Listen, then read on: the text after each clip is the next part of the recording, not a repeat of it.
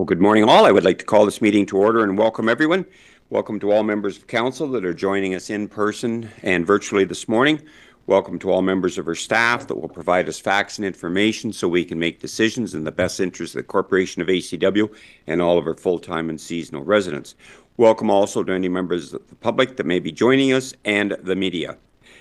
Meetings of council are live streamed on the Township's official website in accordance with the live streaming and virtual participation of meetings policy. Do any members of council have a pecuniary interest or general nature thereof to indicate at this time of any agenda item that we have today? Okay, thank you. We do have two sets of minutes, being of the 14th of March and the 18th of March, and I would entertain a mover and a seconder to adopt the minutes as presented in items 3.1 and 3.2. Deputy Mayor and Councillor Hickey, are there any questions on these minutes? Seeing none, all in favor of the motion? And that is carried. Thank you. Open forum is an opportunity for any members of the public to make any comments that they would like to concerning any agenda item that we have today. Is there any members of the public that would like to make any comments? And seeing none, delegations. We do have a delegation that was submitted by Tony McQuail regarding ward boundaries. I don't see Tony in attendance yet. We'll maybe move on to Treasury. And the first item would be the budget for 2025 and the tax rate bylaw. This report has been prepared by our treasurer, Ellen McManus, and it would indicate we have discussed this at length and agreed on it, and we would establish the levy for 2025 and adopt the tax rates accordingly and with the necessary details. So I would entertain a mover and a seconder that Ashfield-Colborne-Wawanosh Township Council hereby approves the 2025 Township budget as presented. Councillor Miltenberg moves, Councillor Snoblin seconds. Is there any question on this? If not, all in favor of the motion? And opposed? And that is carried. Thank you. The fee bylaw update under 6.2 is with changes as highlighted in section O, water and service rates. Are there any questions on this? And if not, we will consider this in section 18 as a bylaw, and I would entertain a show of hands if we are in support of this. And that is carried. Moving on to our planning department, the draft county official plan amendment. Number 6, it has been prepared by our planner, Megan Tid-Hernick, and it is for information purposes. Do we have any questions on this? And I will go to Councillor Miltenberg, please. Yeah, I guess my question is further on in the agenda under item 9.1, there's been a request that we get the county to look at the WHO air quality. Does it need to be part of this initiative, the draft county official plan? Were we to discuss that and decide to go ahead with it? Is it still able to get into the draft if we say, yes, the draft's good? Okay, I would like to call on our planner, Megan Tid-Hernick, to respond to that, if you would, please, Megan.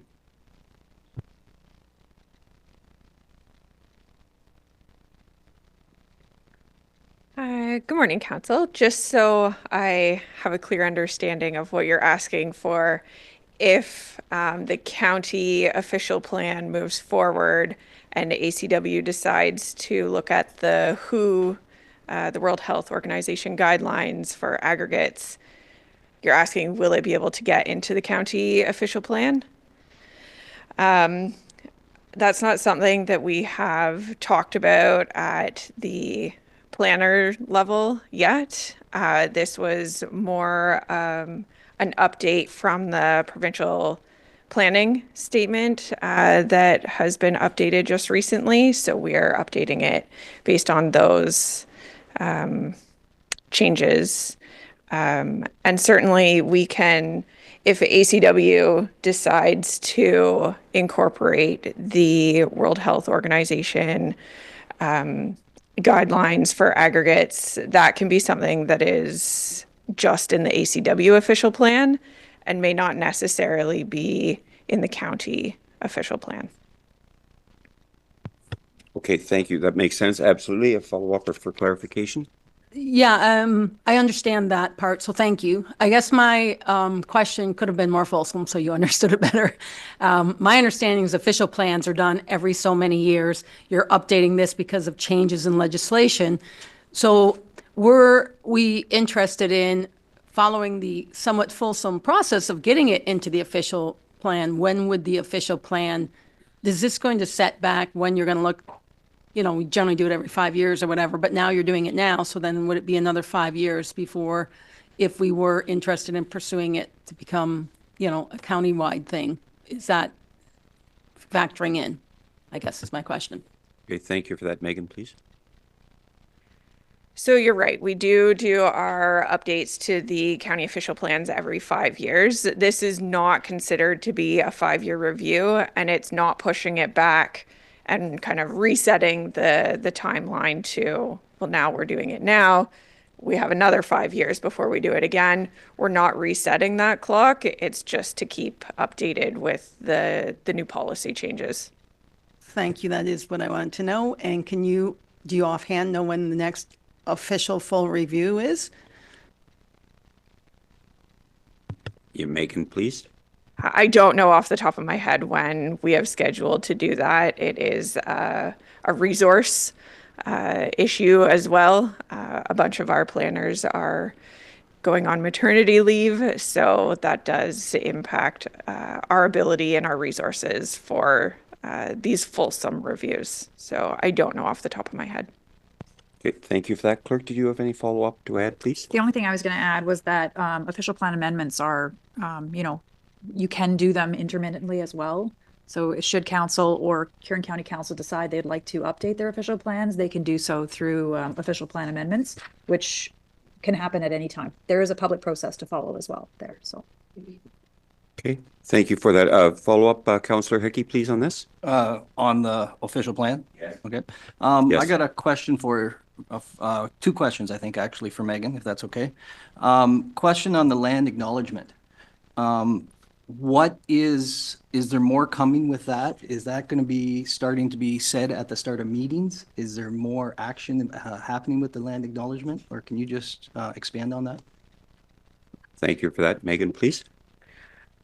Yes, so with the land acknowledgement, it is up to council, whether it's Huron County Council or local council, whether they say the land acknowledgement prior to the meeting. So it is within the document, and it is up to each council how they address that at the beginning of councils. Yes, thank you for that. Follow-up, please. If I can further.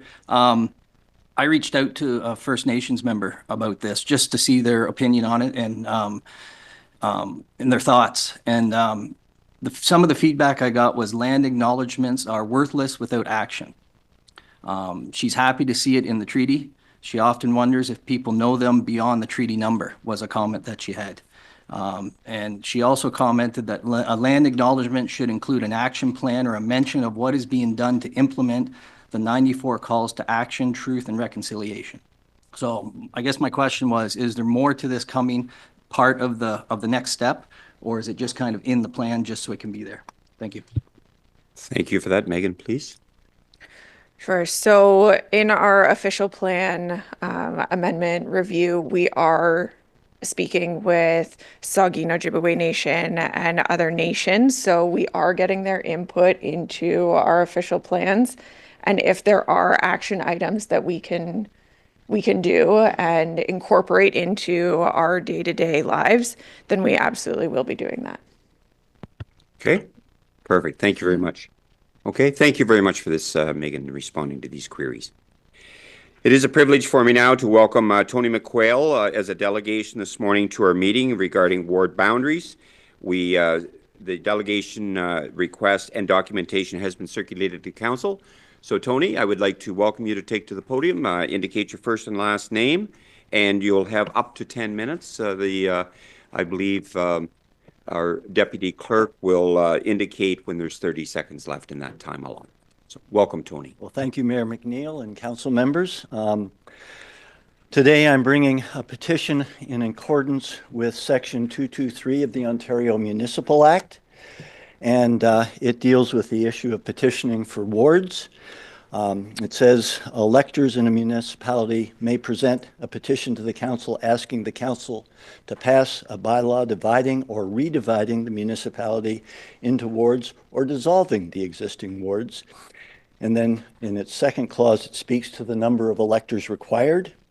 The petition requires the signature of 1% of the electors in the municipality or 500 of the electors in the municipality, whichever is less. But in any event, a minimum of 50 signatures of the electors of the municipality is required. The petitions I have here today, I believe, have 97 signatures on it. 1% of what was our last 2020 number of electors was 5,861. And so 1% of that is 59 electors. So, and there are still petitions out. The weather this spring has not been as conducive of getting things in as it might have been. But so there should be enough here. I have not been able to check them against the actual voters list because I wasn't able to see that, but I'm sure the clerk can check and make sure that these people are on the electors list. And then in clause number 4, it says failure to act. If the council does not pass a bylaw in accordance with the election within 90 days after receiving the petition, any of the electors who signed the petition may apply to the Ontario Land Tribunal to have the municipality divided or redivided into wards or to have the existing wards dissolved. I don't think any of us want to do that again. I certainly don't. But the purpose of wards is to provide what are called communities of interest representation. And in looking at Ashfield-Colborne-Wawanosh, we have the committee that worked on this was trying to both look at communities of interest, population information, and do the best we could. In the 2018 election, which was the last election in which ward information was collected, there were 2,155 electors in Colborne, 1,094 in Wawanosh, and Ashfield had 2,537.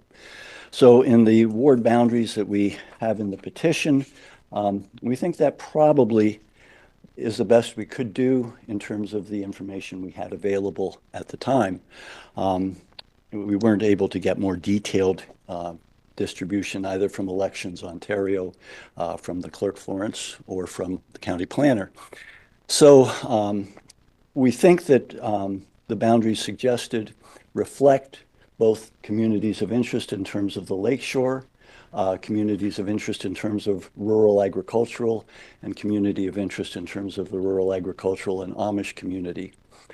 Not perfectly, people aren't, perfectly divided, but that would be a reasonable approach. And so that is what we are proposing, and what we are requesting the council do is to pass a bylaw dividing the municipality into 5 wards as described in the petition, and ensure that all necessary steps are taken to ensure that those wards are used for the 2026 municipal election. And it should be clear, the purpose of dividing for wards is to have it for electoral purposes.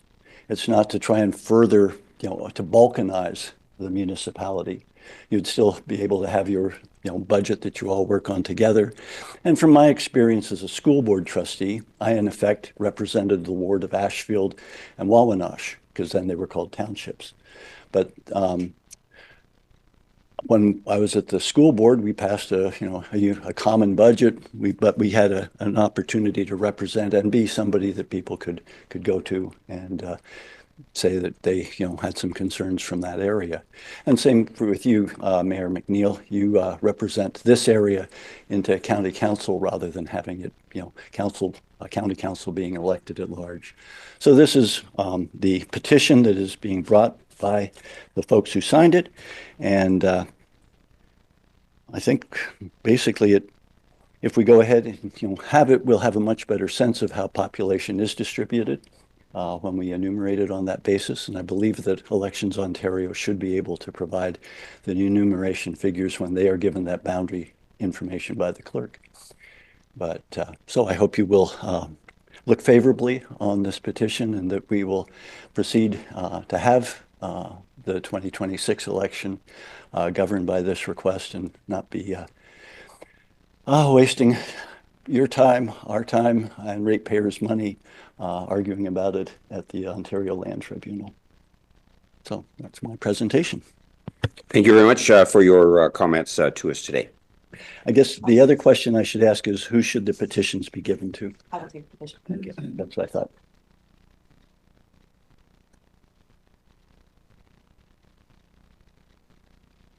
Councillor Hickey, Can I ask a question? I think you can we ask have- a question for clarification. This will not be an opportunity for any back and forth discussion. No, I think it's a staff question, actually. Okay. Is staff aware of section 223 and this clause 4 that he speaks of, or for future meeting? I don't want to ask on the spot, but. Yeah. Well, thank you for that. Clerk. If you're aware of what he's talking. Yes, about, I am clause aware. And it is, yes, it's in the Municipal Act. Yes, it's there. Okay. For clarification, yes, please. Councillor Miltenberg. So for clarification, are we bound by a petition that's brought up under item, I'm kind of confused because we had an OLT hearing that said we did it correctly and we actually have equal representation with non-wards. So are we bound by petitions by people who weren't happy with those results? I'll defer to our clerk or CAO, your preference. So I can respond to this. The OLT hearing last time wasn't as a result of a petition that came forward. The municipality made a decision to dissolve the wards, and that decision was appealed, which is the right, and it has that appeal process. And it appears in the Municipal Act that that's how it is articulated. I would prefer to defer any further discussion until I've had a chance to speak to the lawyer about how that works. Thank you, because it's quite confusing to me, so that'd be great. Okay, thank you. Deputy Mayor, please. Yeah, just for clarification, this will be coming back to at a later meeting, I'm assuming. I'm looking at the clerk. Yeah, I mean, with the petition received, I would be obligated to bring that back to council. That is my fiduciary responsibility as clerk to do that. Okay, thank you for that. Councillor Snowblin, please. Again, a clarification to the clerk. Is the definition of petition clearly defined in the Act? And I'm not certain that you can answer that now, but that would be one of the questions if this does come back to council, is the definition of a petition. I will make that clarification. Okay, thank you. Thank you very much, Tony. So I would like to, we're now, we have nothing under building on 8, administration department on 9.1 is the aggregates and ACW. This is a follow-up to the delegation that was presented on the 18th of March by Gina McDonald, and the report has been prepared for this. It is for information purposes. Do we have any questions or comments on this? And seeing none. Oh, I'm sorry, Councillor Snowblin, I missed your hand, please. Yeah, I'm just trying to get back to it. It's the part, I believe it's. We're on 9.1. Yeah.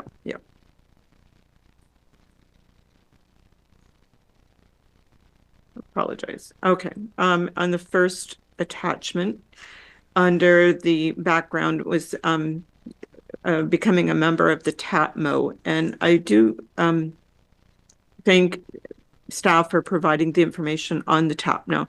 Is there a possibility that we could bring that up for discussion at a future meeting about whether or not we see the benefit of becoming a part of TAPMO? If you, I could respond to that. If you'd like to do that, probably under new business would be the appropriate place for that, clerk. No, I think that this is the time to make that decision. I think having a delegation come forward would be the opportunity to do that. That way you're not having a discussion about the advantages without having a discussion with the individual who could give you those answers.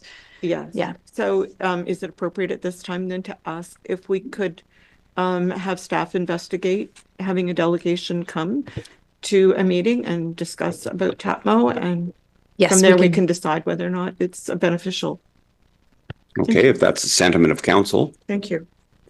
So I'm going to deal with that. Okay, so is that the sentiment of council that we would like a representative from TAPCO to come to our meeting? I'll ask for a show of hands if that is the desire. And that is supported by the majority of council. Okay, clerk, with that. And I believe clerk, Councillor Miltenberg had a comment to make, please. Yeah, it's about item number 1. I think most of you are aware I do have asthma. I'm always interested in this, and I'm wondering if we could pursue that where we could at least look at what we could do to make the air quality better in our municipality and maybe Huron County. That would be my suggestion. Okay, so The same, I'm guessing it's the same way that Anita just said, could we support number 3? I'd like to support number 1 on there. And I don't know how to do that. The same way we just did it? yeah, I would. So then you ask if everybody agrees with me? Is that how it works? Okay, all right. So is council in support of Councillor Miltenberg's sentiment? I'll ask for a show of hands on that, please. And that is supported by the majority of council. Thank you. Anything further on this issue? Seeing none, we'll move on to the community grants policy. And again, we had a discussion on this at the 18th of March with the community grants policy for review. Is there any questions or comments on this from any members of council? And I would first go to Councillor Miltenberg, please. Yeah, I asked it to be put back on. And I'm not saying we have the answers today, but I do have some questions about it based on our March 18th. The number one thing, and I know I say this ad nauseum, but I write a lot of grants, and this appears to be what's missing from our policies. This is public money, and we don't have any accountability. We don't ask them to show their financials, that they need the money. We actually don't even ask them to prove receipts. It's a good faith thing, and I understand that, but it is public money, so I think we need to tighten that up a little bit, and there's different ways to do it. All not-for-profits have to file a tax return, and they should get financial statements from an accountant.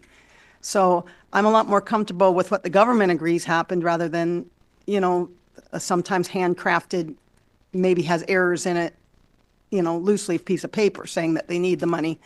The other thing is receipts, like how did they spend the money? There's very few grants that I write that you don't have to prove you spent the money, You can say yes, we had the event, but there should be a breakdown because otherwise we're trusting, and we should trust to a certain extent, but not to that extent with public money. So I'd like staff to look at maybe, I don't know how deep in depth it is a staff thing. I have some strong opinions on it, but certainly more accountability. That's the first thing. The second one I noticed is that we are supporting events in other municipalities because our residents go there. But we've recently started supporting an event where it's not all our residents, and there's no request to the municipality where it is. And I'm uncomfortable with that. I'm happy to pay for our residents. I'm unhappy to hold an event which could be held in our area and, pay the brunt of the cost. So I think we need to look at the wording of that. And I should add that we're new at this, and I think every time we look at it, we find new things. I don't mean to be criticizing it, but I'm looking at it every time going, we missed that when we thought of it initially. I think it's actually very good. I think we should look at the cumulative amount. Because in the actual document, it says something along the line of, we're going to put in the budget $50,000, and the maximum to one group is $5,000, and the maximum for in-kind is $2,000. But at the end of the budget, I ask cumulatively because people come at different times. And we aren't at under 50, which is what we were aiming for, because we had the McKay Center ask for 10. We have a 20,000 that's going, I forget if it's a bridge or a CT scanner, but we're always funding something like that. And here we have an in-kind request, which also is not going to be included in it because it came at a different time. And I'm going to suggest that by the time we total up what we're spending in 2025 for community initiatives, whether they be direct or indirect, it's going to be closer to 80 than 50. And I'm not saying 50 is the right number, but we're the one who put the number in that. So I think when they come in at different times, if we decide to entertain them, because for whatever reason they have to come in at a different time, they still be included, and that we're aware of that. And if we hit the budget of 50, which we did and didn't realize it, that we're aware that we're going against that, and maybe we need to change those numbers. Because I have no idea what this in-kind request is going to be that's later on in the agenda, right, for the Dungan Super Bowl that's now held in Lucknow.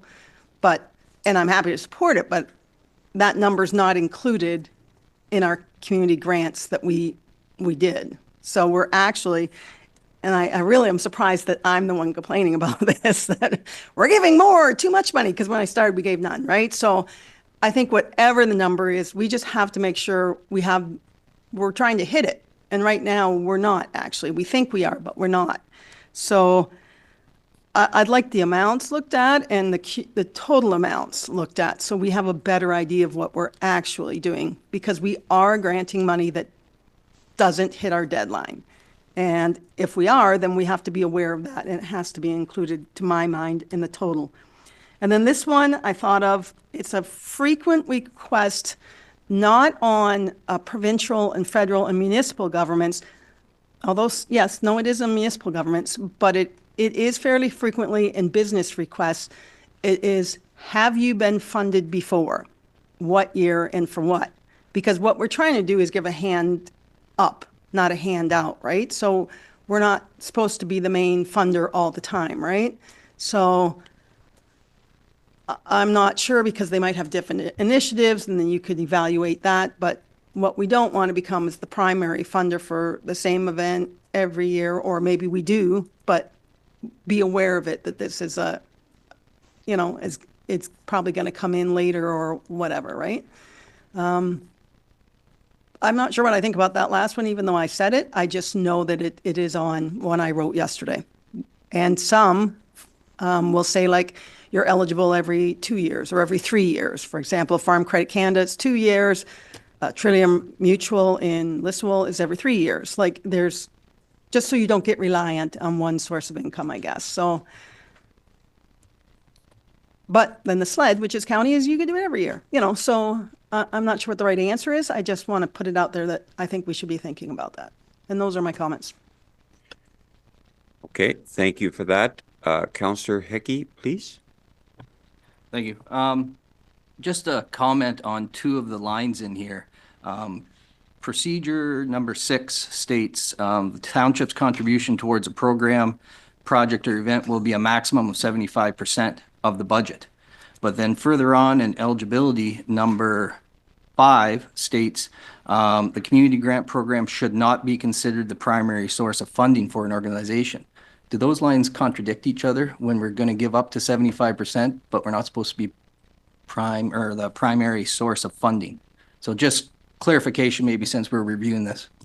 Okay, thank you for that. Councillor Miltenberg, Yeah, please. that's a common grant question. And so you could do 75% of an event, which is what we're trying to do, but not be 75% of their annual budget. But the thing is, since we don't see their financials, we have no idea if they're following that, right? That's kind of my point. We're putting these safeties in, but we don't ask for any accountability. So that's exactly one of the things that would answer. Okay, I think you brought Deputy Mayor, please. Yes, thank you, Mr. Mayor. I'd like to report back on this, because I've looked at it and I've got a lot of doubts on it. We definitely should see where the money's going. We should see why it's going there, why it's out of our jurisdiction. There's a whole lot of questions that should be answered, and so I'd like a report back on it, and if we need a meeting to sit down and discuss it, I think it's really worthwhile doing that, so thank you. Thank you for that, and I'll follow up on that comment. Councillor Snowden, please. In terms of events that are held outside of our jurisdiction that we grant money to. I think we've talked about this before, and I don't know if this is, I would like the other municipality that the event is being held at that we are ensuring that they're donating the same amount as we are, that there isn't an inequitable amount. I don't know if there's a way to legislate that, bylaw that somehow. But I just don't think that that's fair. I do think that we should continue to fund it because our residents go there and our residents pay taxes, and we're doing this as a benefit to our residents. And I think that's wholesome and wonderful. But if the other municipality is only contributing, a fraction of what we're contributing, that's inequitable and that's not fair. Thank you for that comment. Councillor Miltenberg, please. Yeah, so a typical grant question asks, who are your other sources of funding, right? So one way to go about that is, first of all, they have to ask them. They don't know, but they aren't asking. As far as we can tell, they're not asking, right? So ask, and then before they get the money, say, did you get it? Because you've asked them for the same amount as us, right? Like that's how it happens with a lot of granting organizations. Do you have the secured funding from someone else as well, right? And that's, I guess, operations there, but that's how other grants often, you have to say that you've asked, and then they asked you, did you get it? Okay, thank you. A follow-up, Councillor Just to Stolberg, please. reply to that, does that become a cat and mouse thing or a chicken and egg thing then? Like, well, we've asked, but we haven't heard back because council hasn't made a decision yet. And then they go to the other municipality, we've asked this council, but they haven't had a meeting yet, so they haven't made a decision yet. And so it's a chicken and egg thing. What's coming first? Who's going to step up to the plate first? And unless you get the staff of both organizations or the mayors of both municipalities, how do you know? And staff can say, yeah, it's coming from the other municipality, but in the end, it's council that decides, and staff can't mind read and crystal ball it and think that, oh yeah, our council's going to support that. So I just don't know that there's a mechanism in place to do that. And I'm not against giving the funding. What I'm against is that if it's in another municipality, we should ensure that the other municipality is stepping up to the plate, putting skin in the game to the same amount that we are. Okay, thank you for your comment. Councillor Miltenberg, please. Yeah, just so how it could work is you would put in, and I'm just pulling numbers out of the hat, I really am. Let's say we assume 25% of those people are actually going to be from ACW because it's in another one. We will fund 25%, and our expectation is you have to show us how you're getting the rest of it. So you can say that we request that the other municipality does it, but that means that if the organization's municipality happens to not have money that year, it might not run. So that's why before you cut the check, and this happens from other grants, we say, I think Farm Credit's going to give me 20,000 and they're going to give me 20,000 this, and we're going to chip in 20,000. Before they give the money, they say, did you get your other funding? And you have to say there, well, Farm Credit said no, but then we went and asked them and they said yes. We just have to make sure that we can't make other municipalities support their groups, right? But we can make it that we'll only fund a certain portion, and they have to show how they're getting the rest of the money. Who have they asked? Or if they're paying it, then they're paying it. And then before the check is cut, there is the phone call, which is a standard phone call. It says, did you get the other funding? And then if the answer is no, then they don't get our funds either. That's how other organizations do it. And I'm not sure on a municipal level if that's done, but that's how I would say all other grants work. Okay, thank you for that. I think we've had probably a fulsome enough discussion at this level. And as Deputy Mayor indicated, I think a staff report would be appropriate to come back to us with more information on this. CAO, please. Sorry about that. I hit the wrong button. I just looked at Ellen as the treasurer that you've been making notes on some of the comments made, and what I would propose that we just bring back an amended agreement, hopefully capturing a lot of the comments made today, and we'll highlight what areas have been changed, and then we can start the discussions from there and moving forward. And if it has to come back 2 more times, so be it, until we get it right. Perfect. I like that. And I will ask if the rest of council is in support of that direction to our staff. And that is supported by council. Staff's good with that? Perfect. Thank you very much for everyone for your comments on this. 9.3 is Lucknow Rec appointing summer students, and we can consider that as for an adoption in Section 18 as a bylaw if council supports that. So I will ask for a show of hands on this. And that is supported by council. Thank you. Plan of subdivision under 9.4 is assignment and an assumption agreement. It's a housekeeping issue. And the previous subdivision agreements were in 2000, 25 years ago, in 2002, 23 years ago. And so the appropriate consent and assignments would have to be done, and we can execute that in Section 18 as a bylaw if council is in support of that. Now we'll go to Councillor Miltenberg for a question or a comment, please. Sure. Can you just give us, I mean, I've never seen one of these. I'm 100% sure it's housekeeping, but can you explain why we are seeing it? Because usually staff would handle this, I assume. Thank you. Yes. Clerk, please. Usually staff would handle this. Most of the plan of subdivision agreements, these type of transfer of responsibilities to one company to another, the authorization is done on a staff level. This one, for some reason, was put into the plan of subdivision that it would be council that would pass an agreement so that they would authorize the assumption. So this is housekeeping. We did have our solicitor have a look at it, and he shared no concerns. Okay. Perfect. Thank you for that. So I will ask for a show of hands if council is in support of this for consideration in Section 18 as a bylaw. And that is supported by council. Thank you. We have nothing under water drainage. We'll move on to public works. We have the report under 12.1 of our public works superintendent, Thomas McCarthy, is for information purposes. Does anyone have any questions or comments on this? Councillor Hickey, please. Thank you. I have a comment and a question for Tom, if that's okay. Please. I want to make a comment specifically about the roads in West Wawanosh. And I want to start by acknowledging that I understand you inherited these roads in the conditions that they're in. Like when I look at roads on my regular drives, I kind of evaluate them on excellent, good, satisfactory, poor. If you're looking at a road. And right now, I think a lot of the roads in West Wawanosh are in the poor category. A lot of the gravel roads are in the poor category. In the past few weeks, we've had a local business refuse delivery of supplies because the delivery truck would not drive down the road. We've had a school bus towed off a road. I confirmed with the mechanic of the bus company it was a wiring harness damage, and he blames the conditions of the road. I understand after the winter that we had, spring road maintenance will take time, and I do not expect it to be fixed overnight.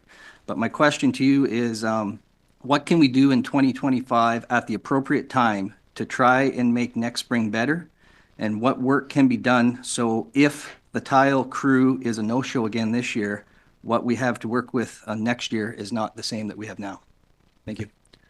Thank you for your comment and your question, and I will now defer to Thomas McCarthy, please. So we do have money in the budget for gravel road improvements. We are doing a road needs study this year. Ideally, we're going to follow through with the drainage. We're currently working on the Reed Farm pit to enhance the roads with more stony gravel, as the geotechnical study that we did last year indicated. So drainage, tree removal, ditching, these are all things that we'll be completing this year. Obviously, we have had issues with the weather. This plows were out this morning. It's been a difficult spring. I've also been getting the same complaints that you get and talking with residents, and I understand that they're unhappy with the situation. We're doing our best to remediate it as soon as possible. If you'd like to see a report back later on in the spring with how things are going and what the plan is for the year, that might be the best way to handle this. With details on what we're going to do with the funds allocated for gravel road improvements. That'd be my suggestion. Okay, I'm going to follow up on that suggestion. Councillor Hickey, please. I appreciate that offer. Thank you, Tom. And just, I guess, a follow-up question would be, we've had a lot of turnover in the roads department, and there's not the experience that we have had in the past. Are the young guys getting the proper training that they need to gravel a road or know how to attempt to gravel a road? And I'm not here to cut anybody up at all. It's just a question that I have for the new employees. So your question is as far as the grading of the roads? Equipment operating, I guess, would be a better way of saying it. Are the young hires getting the proper training for the equipment that they're operating? Thank you for that, Tom, please. So grading is a bit more of an art, and you do require seat time to become proficient at it, which you can't just pull out of thin air. The operators understand what they're to do. They're, as far as I'm concerned, reliable and excellent operators. They're all good guys. Everyone wants to do as best they can. We do have several employees that have been working here for a year or 2 years, and it may take a bit of time to develop the guys. So I think they're doing a great job. I understand that the roads are in the condition they're in. They know to put a crown on the road. They know how to operate the machinery. To become an expert at it takes time. That's fair enough. And you know, staff turnover is in every organization. And you landed on the correct question as far as training. And that comes training and then experience. Yeah. Deputy Mayor, please. Yes, thank you, Mr. Mayor. Yeah, I was up through those roads and through Colborne and I shouldn't say Colborne, it's ACW roads. But they are bad, and I'm looking at the fact that the road itself has poor material in it. Is there any chance, like we do the north 1 year with gravel, the south the next year with gravel, so it's every second year. Is there any way we could move West Wawanosh up and do it twice, like do it this year and next year, get more gravel on those roads so that the guys got something to grade? Like if you're grading mud, it's still mud. And so they need something there to grade. And so I'm thinking of more application of gravel. I don't know what it would cost to do it an extra couple years, but I think it'd be well worthwhile. Thank you. Okay, thank you for that. Tom, would you have a comment on that, please? Yeah, I always say we can do whatever you want as long as it's budgeted for. So I don't know that it would help particularly to increase the amount of gravel. I think we should really look at it before to make any decision of that magnitude. You're going to be spending quite a bit more. The gravel budget's already in the $400,000 range. So if you want to up the schedule on that, that'd be something that would have to seriously look at and budget for. Yep, thank you for that. Deputy Mayor, please. Well, and as I said, yeah, the budget's a budget, but we still got, if we got roads that we need to fix, then we also have money set aside that we could pull out of reserve if we had to. But I think we need to address this. And as you say, if you're going to bring this back to a meeting, I'd like to know, maybe from BM Ross or somebody, like somebody's got to take some core samples of those roads, because as far as I'm concerned, those roads do not have good material in them. So anyways, however we get to this point, I'll leave that in your capable little hands. Thank you. Just quickly, so we have taken gravel samples from across the township, and we brought that report back. All of the samples were found to be deficient. If you're looking at some of the roads that are kind of squishing out from the middle with heavy traffic, either way, you've got silt problems, right? So adding more stuff on top of that, I think if we address that in the roads needs study, that would be the way to go. So I don't mind bringing back more information. Thank you for that. And I think that it would be a very appropriate report to have for information. I'm going to go to Councillor Snoblin and then Forrester, please. Thank you. I don't pretend to know anything about gravel, but I did have a member of the Amish community chat with me about paving roads in a lot of the Amish community. And that member said, we don't want paved roads, we want better gravel on the roads. So my question is there a different grade of gravel? Is there a better gravel than what we're using? As I said, I'm no gravel expert, but I'm just being curious. Thanks for the question. Tom, please. I think they're talking more about the gradation of the gravel than different types of gravel. So that'd be reflected in the pit that it was drawn out of and how particular people were when they set it down. So all of the gravel, and stop me if I'm talking too much. No, we want this information. All of the gravel, as far as I'm concerned, from the area, the stones, the hardness, and the type should be similar, right? We're not drawing from quarries. Where you would get differences is in your finer materials. So you want materials are not frost susceptible, so they're free draining.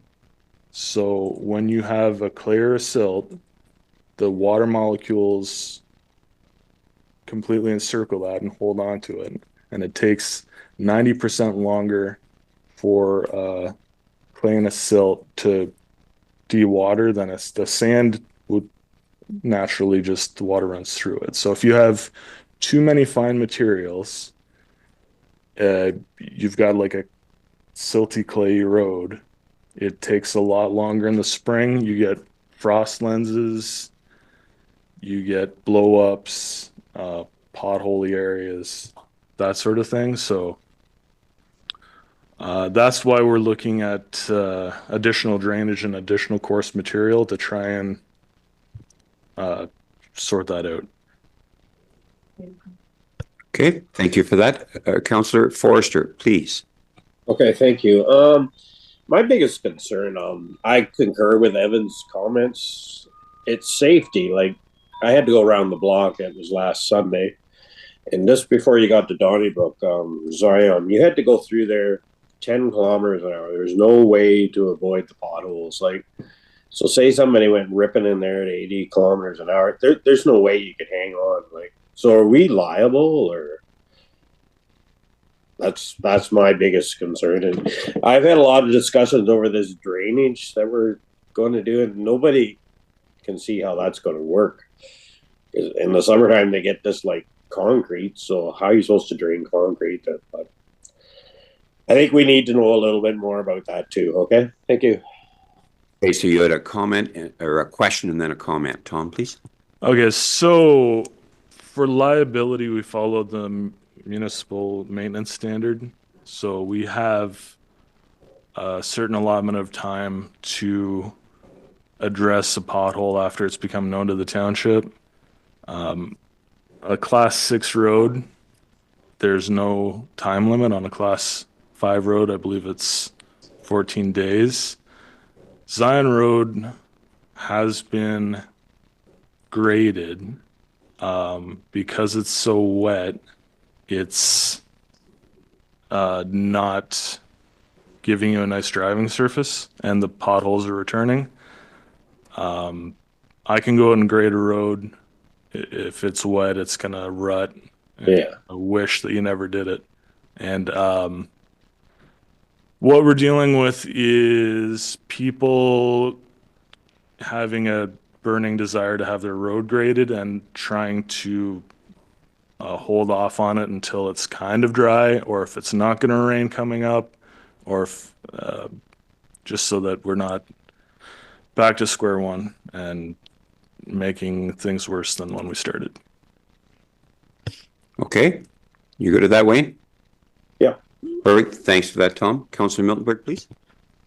Yes, I am aware that areas in the former Wawanosh ward are quite bad.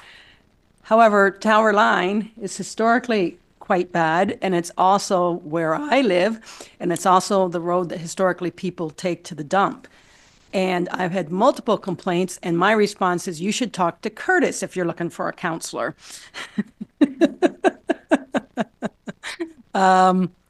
And honestly, somebody went through there for some reason with the trailer. I actually thought it was you, and I thought, what are you doing? But he was going at 10 kilometers an hour. You would not go 10 kilometers an hour between my house and the next one north. You just would not, or you end up in the ditch there. And you can see the road is wet. You can see heavy traffic uses it, and I've lived on Tower Line for over 40 years. It's often bad, and I'm aware that there are two main farms that use that road that do most of the damage, and one of them was our family's, and one of them was your family's. So, and we're also not on the 50-year paving list. So my point is, and I do have one, I wanted to make sure that Curtis knew that I was telling everybody, though, that we have inherited these problems. When we have extremely low taxes, which I have enjoyed for 20 years, and we did not improve the roads, then in a year like this one, it really shows up. So it's budgetary, and it's going to be big budgetary to fix it. What I think that I really appreciated from the township, because we all understand it, and it is a poorly understood concept, even amongst ourselves, Tom excluded, of course, was the township put out a social media post saying, this is why we're not grading the roads. I thought that was a great post, and I've seen it widely shared. If we could continue to do education like that, and perhaps, hey, it stopped raining, we're starting over here, or we're coming, we're aware of this problem, and we're doing our best. I think messaging is really important. We all live on these roads that are terrible. We'd all like to fix them. Even if we had the political will, which I'm assuming we do, to fix them all, we don't have the money to fix them all properly. It's going to be a long term. Unfortunately, this year has been so bad with weather, it's just really showing up. But it's not a new problem, and it's not a quick problem. But I think the message is important, that we keep sharing that so that people understand that we know and we're trying. That's my comment. Okay, thanks for that. And I agree with the communication and the education. That was a great post.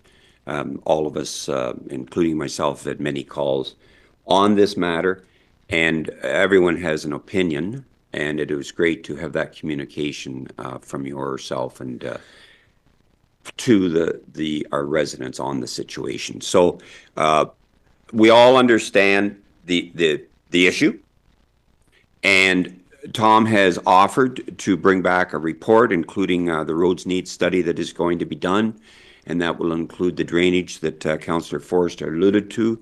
And so I'm going to ask for a show of hands if we are in support of Tom bringing back a report to a future meeting as far as suggestions on how to address this. And that is supported by Council. You're good with that, Tom? Okay. Thank you very much for what you're doing. And as Councillor Hickey said at the outset, we all know the staff are going above and beyond to do all we can. And so many of the conditions are outside of our control. However, we look forward to report as far as options moving forward to address it on behalf of our residents. Moving on to 12.2 is the roadside mowing, and we have a tender to approve for this, and I would ask for a mover and a seconder for this, and that would be Councillor Hickey and Deputy Mayor that Ashfield-Colborne-Wawanosh Township Council accept the offer from Vendrell Excavating Inc. to extend the 2022 tender for the roadside grass cutting service for a period of 1 year for a total amount of $65,625 even, plus HST. And it's great that that has been extended from the 22 level. Any questions or comments on this? All in favor of the motion? And that is carried. Well done on that, Tom. Thank you. Following on to 12.3 is the asphalt program for 2025. And again, I would entertain a mover and a seconder to accept this quote. And moved by Councillor Forrester, seconded by Councillor Miltenberg, that Ashfield-Colborne-Wawanosh Township Council accept the quotation for the 2025 asphalt program from Lavis Contracting Company Limited for a total amount of $1,032,866.75 plus HST. Any questions or comments? All in favor of the motion? And that is carried. Thank you. And thanks for that, Tom. The waste management contract under 12.4, we had a presentation to council, and I would ask for a show of hands. This is up for renewal if we are in support of considering this in Section 18 as a bylaw. A show of hands, please. A question? Do you have a question on this, Deputy Mayor, please, first? Sorry.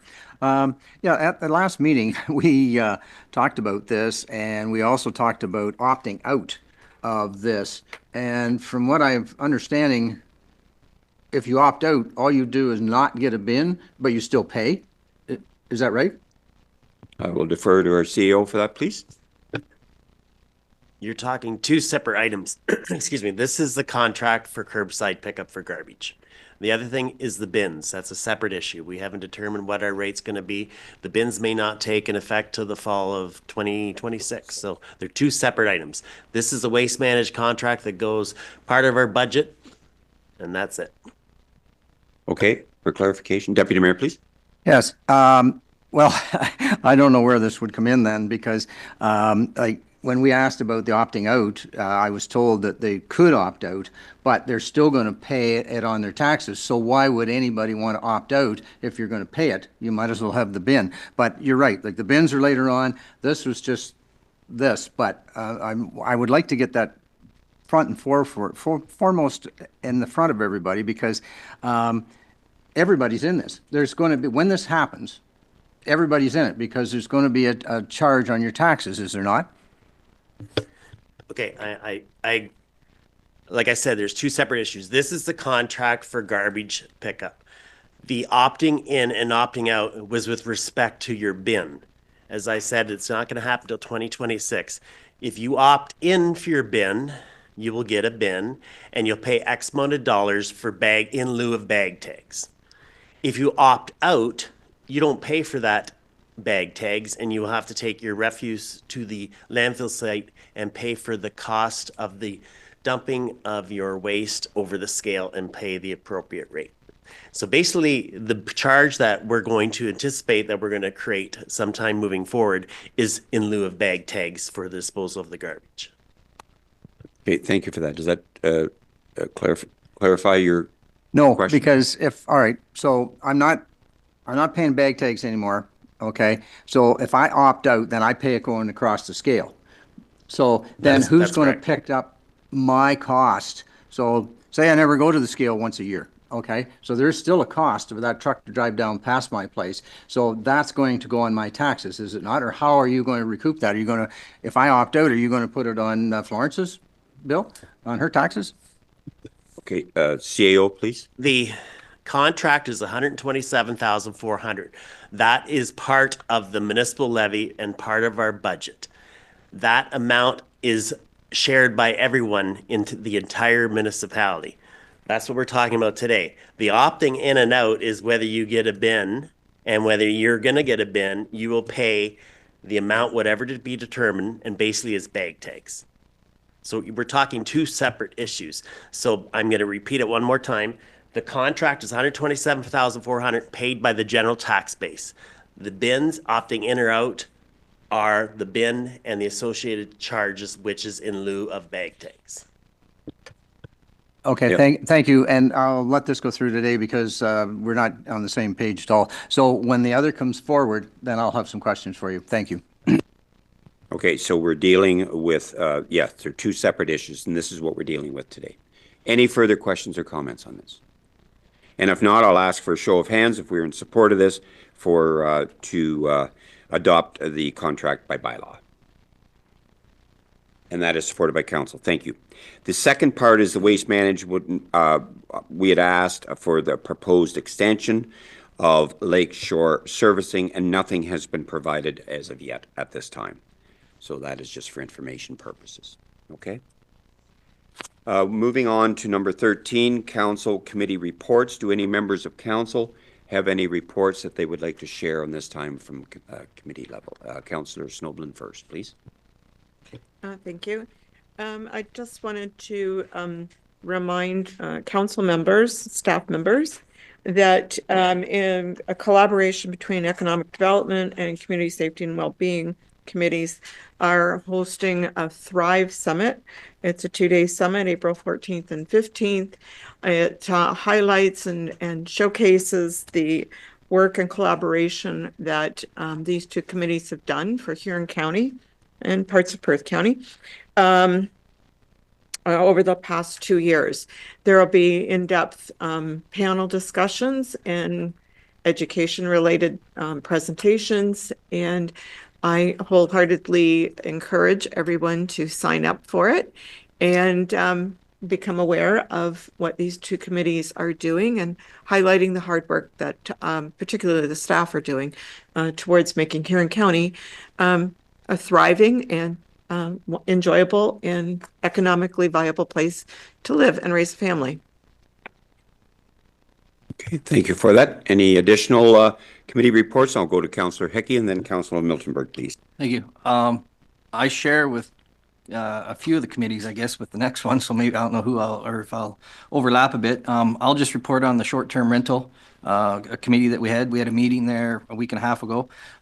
We reviewed a few more short-term rental agreements from other municipalities. Plus, we're starting to get the terminology in place for our own agreement and the wording. So that committee is progressing well. Thank you.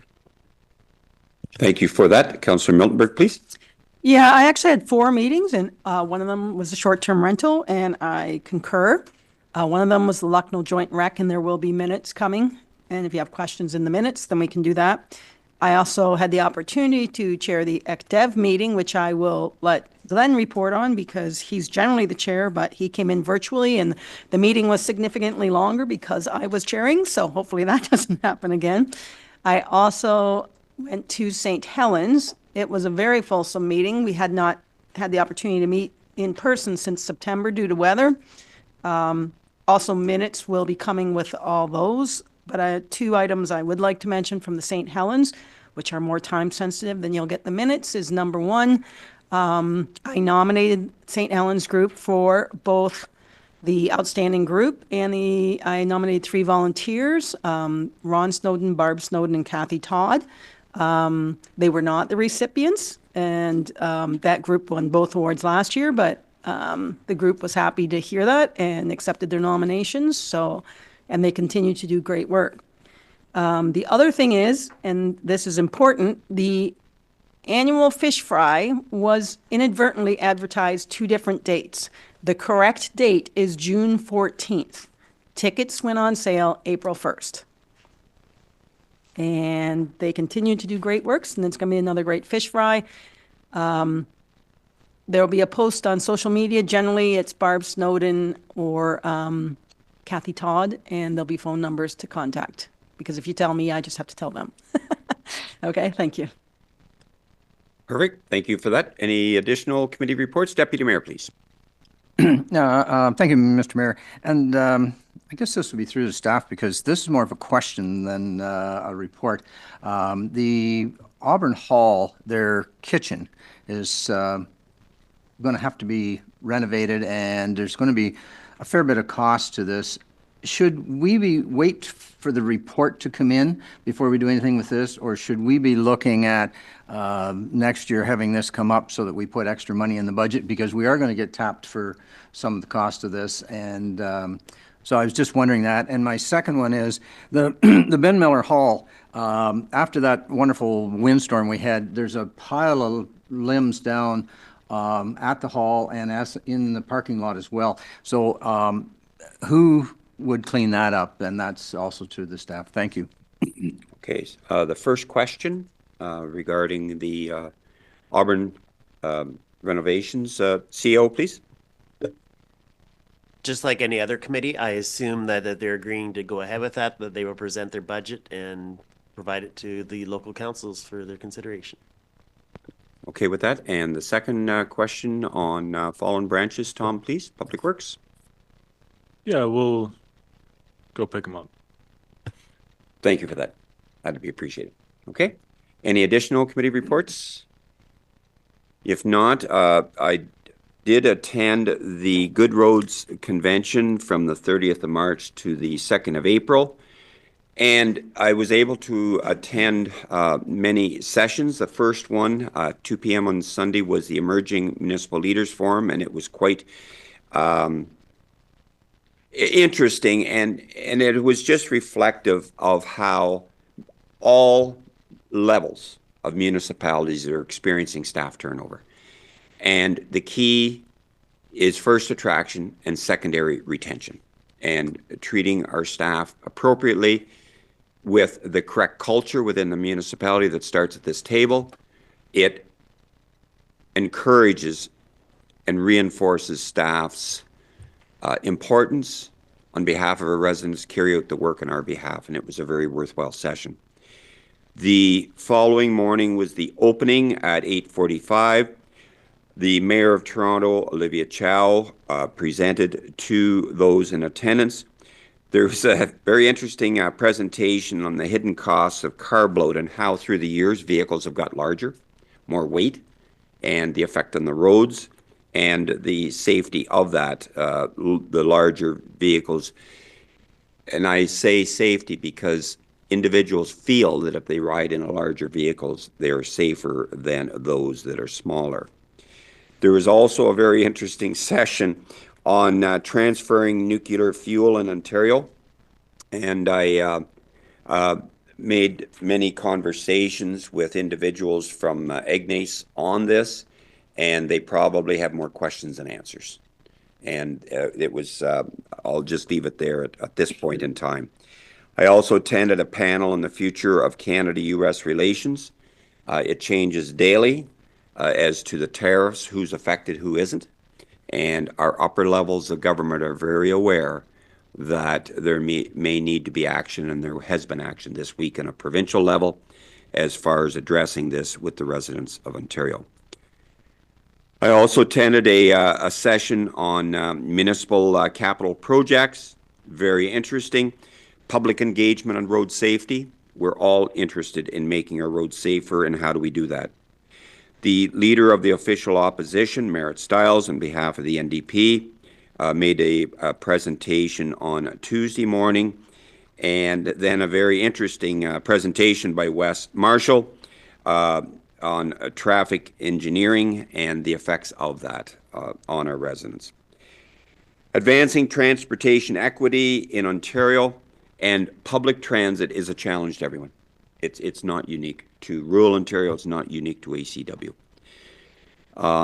Minister Surma also presented at the convention, and a very interesting session was on navigating the intersection of policy, politics and public space, and addressing incivility. And this is something that is very, very serious. In many areas have it worse than here, and I am very thankful for that. And incivility is something that is not acceptable or tolerated in any sector. We also had a presentation on roundabouts that I attended, and again, it was very interesting as far as the construction of roundabouts. We are doing our first roundabout in Huron County at Highway 83 and Airport Road, and the engineering of that and the experience of it is quite interesting. We all know that Kitchener-Waterloo area have had that for a number of years. Then on Wednesday morning, Mike Schreier, the leader of the Green Party, a great individual, made a presentation, and then also on the changing of the federal landscape and its implication on municipalities, and everyone can stay tuned on that until the 28th of April, when there may be clear direction on that. So I wanted to make those comments. As far as the ECDEV, we are ACW ECDEV committee has agreed to make a SLED application to the county, and we look forward to that. We're doing the best we can as far as economic development within ACW.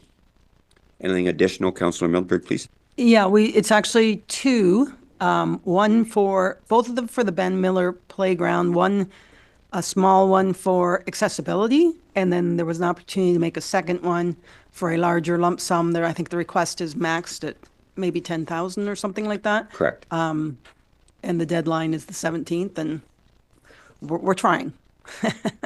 Absolutely. We realize the importance of the Ben Miller Playground, and we're making applications to further that project along. Okay. Anything else from anyone else? Questions, comments? Okay, thank you. We do have, is there any new business that anyone would like to bring forward to a future meeting? Councillor Snowblin, please. Thank you very much. I had an opportunity to speak with the clerk prior to the meeting regarding, in a general sense, about policy and when and if residents don't adhere to a bylaw or the parameters of policy. And I believe the mayor kind of touched on something about incivility and the increasing nature of incivility. It might tie into that a little bit, but it's increasingly become aware that some people are, and I'm not speaking about any particular group of people, but in general, a population has gotten to the point where they dismiss policy, dismiss the rules and the bylaws. And it came to light to me and believes some of the other counselors that there was an infraction on a septic inspection and the party has been fined.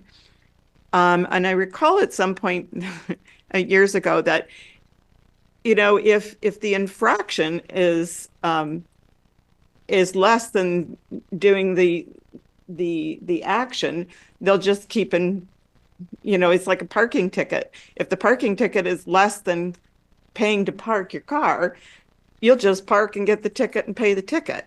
So in speaking to the clerk about that, I asked how, you know, we can go about looking into this a little further. And so she suggested that we ask staff to bring back the policy on the septic inspection and the protocol when and if there is non-compliance on that issue. So I guess that's my request in long form. And I don't know if the clerk has anything, if I've missed anything or if I've misconstrued anything. Okay, thank you. Clerk, please. Just to clarify, the policy and protocol on any program, sorry, you have to be specific. What? I'm going to say on the septic inspection. The COSIP program? That was okay. Something that was highlighted just recently, and it piqued my curiosity. Okay, thank you for that. So if I could kind of try to summarize what you said for staff's benefit to bring back to us as a policy on adherence, specifically on the septic inspection. Did you have other bylaws that you would like included in that, Councillor Snowblin, please? None that I can think of at this point, but it was just the septic inspection that came to mind. Okay, thank you. CAO, please. I'll just have staff bring back the existing policy we have now. We take a look at it. No different than what we did earlier with the community granting policy. Okay, so that'll come back to a future meeting. Okay, staff's good with that. Anything further as far as business for a future meeting? Okay, thank you. We do have some correspondence for direction. There has been a request for some in-kind work for the from the Lucknow Kinsman for the Dungannon Super Pole. Do we have any questions on that? Deputy Mayor, please. Yes, we were talking about grants and stuff. So I looked at this, and this is going to take up a fair bit of time and a fair bit of equipment. And I was wondering if there was an estimate on that. And I also was wondering how much of a grant did these people already get to run this? So if either one of those questions could be answered, that would be great. Thank you. Okay, so the first one, Tom, as far as capacity to accomplish this, do you have a comment on that, please?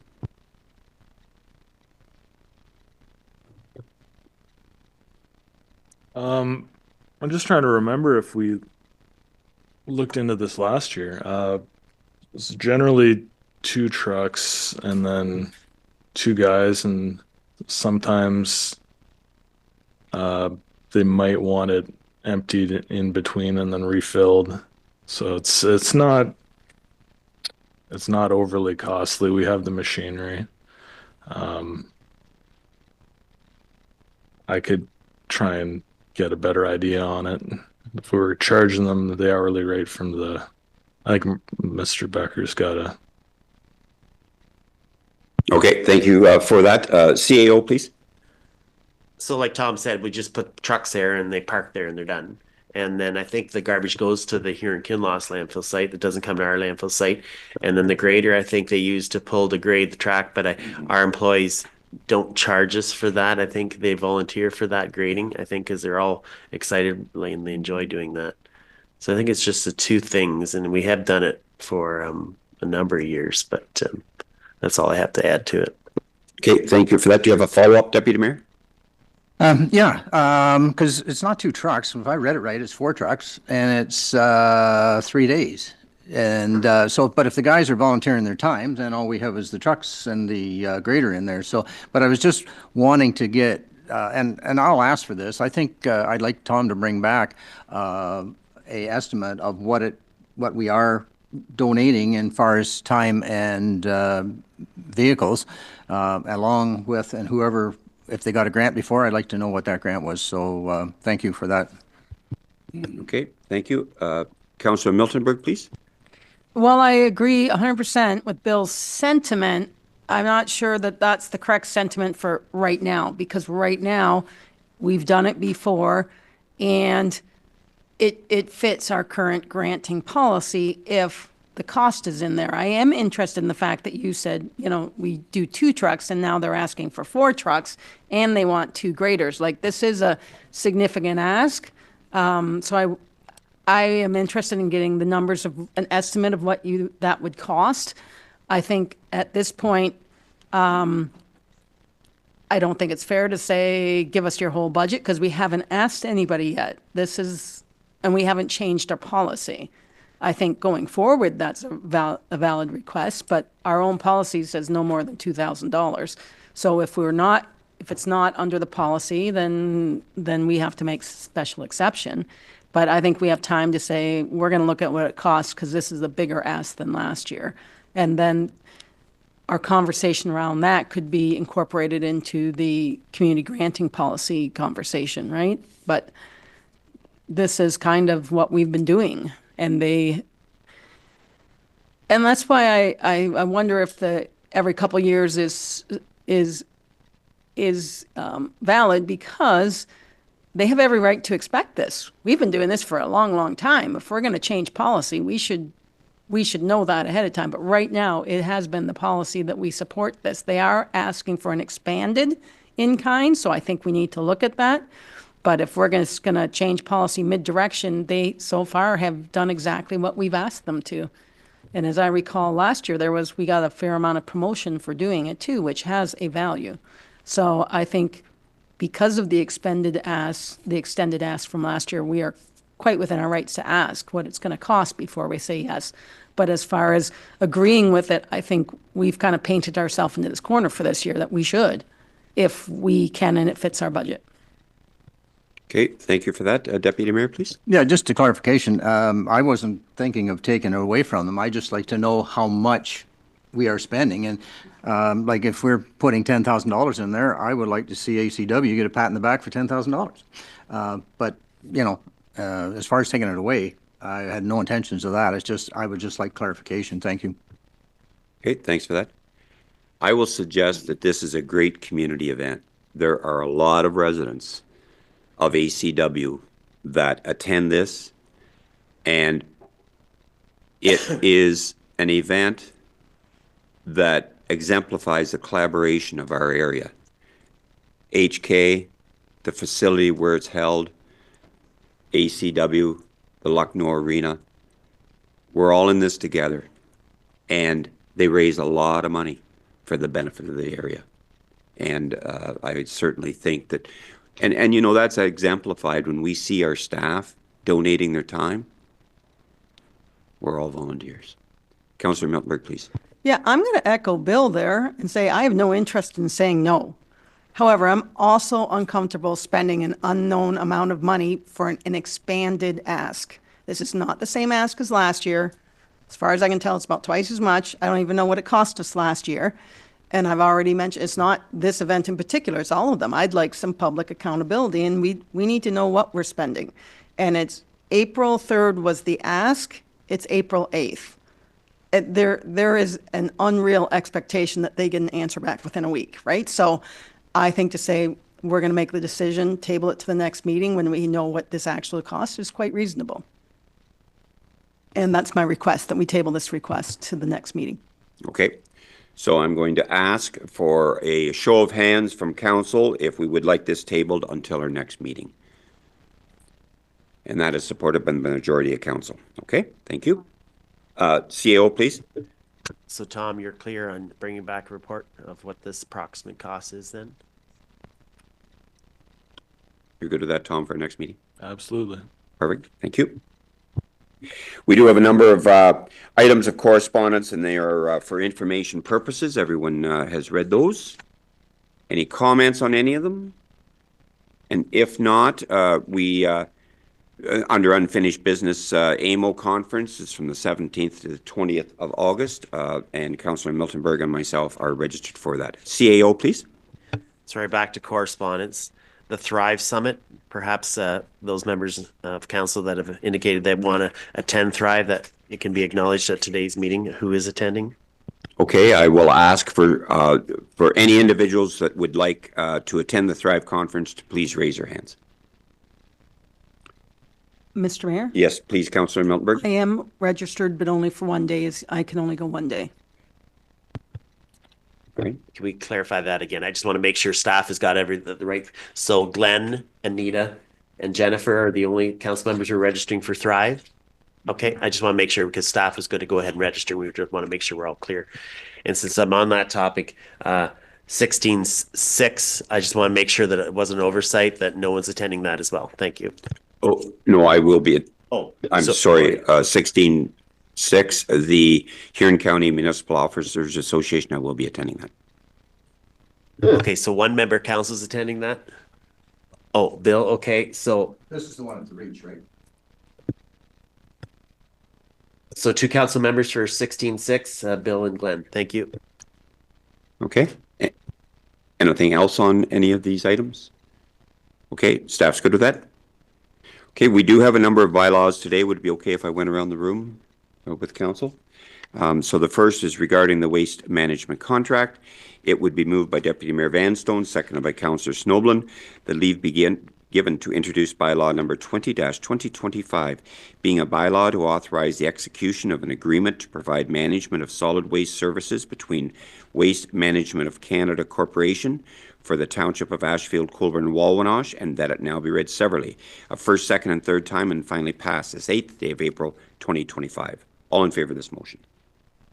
And that is carried. The 2025 tax rate is moved by Councillor Hickey, seconded by Councillor Miltenberg. The leave be given to introduce bylaw number 21-2025, being a bylaw to provide for the adoption of 2025 tax rates for the Township of Ashfield-Colborne-Wawanosh, and then it now be read severally, a first, second, and third time, and finally passed this 8th day of April 2025. All in favor of this motion? Opposed? And that is carried. Thank you. The consolidated fee bylaw is moved by Councillor Forrester, seconded by Councillor Blake. The leave be given to introduce bylaw number 22-2025, being a bylaw to set various fees for the Township of Ashfield-Colborne-Wawanosh, and then it now be read severally, a first, second, and third time, and finally pass this 8th day of April 2025. All in favor of this motion? And that is carried. The appointment of the summer students for the Lucknow Recreation Board is moved by Councillor Forrester, seconded by Councillor Miltenberg. The leave be given to introduce bylaw number 23-2025, being a bylaw to appoint summer student positions for the Lucknow and District Joint Recreation Department, and then it now be read severally, a first, second, and third time, and finally pass this 8th day of April 2025. All in favor of this motion? And that is carried. Excuse me. 18.5 is the assignment and assumption agreement, R342185, moved by Deputy Mayor Vanstone, seconded by Councillor Snoblin. That leave be given to introduce bylaw number 24-2025, being a bylaw to authorize the execution of the assignment and assumption agreement regarding a subdivision agreement registered as instrument R342185, and then now be read severally, a first, second, and third time, and finally pass this 8th day of April 2025. All in favor of the motion?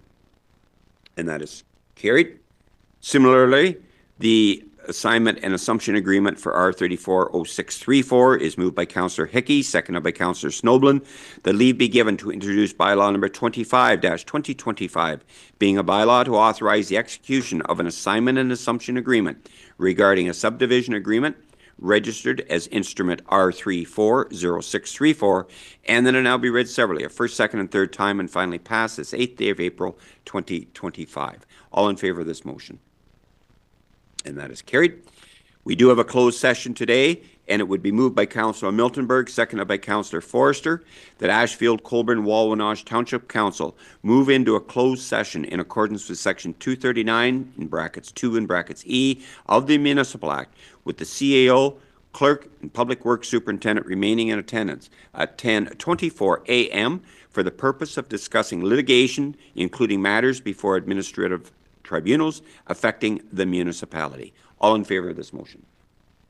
And that is carried. Howbeit, we have a break for 6 minutes, resume at 10:30. That will allow our clerk an opportunity to secure the meeting in our closed session.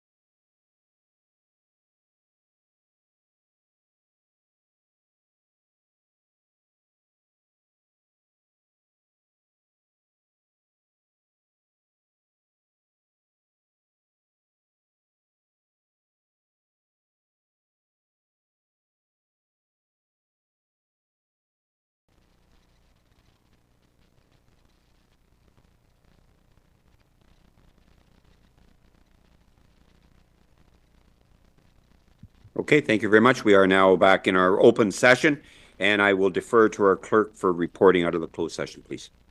There's nothing to report. Thank you very much. So following process, the confirmatory bylaw would be moved by Councillor Miltenberg, seconded by Deputy Mayor Vanstone.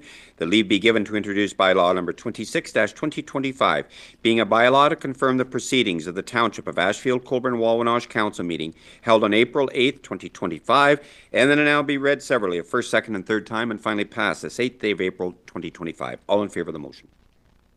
And that is carried. And it would be moved by Councillor Snowblin, seconded by Councillor Hickey, the adjournment that Ashfield-Colborne-Wawanosh Township Council does now adjourn to meet again on April 22nd, 2025 at 9 a.m. or at the call of the mayor. All in favor of this motion? And that is carried. Thank you very much to everyone for your thoughtful comments, to our staff for your input, and this meeting is now concluded. Thank you.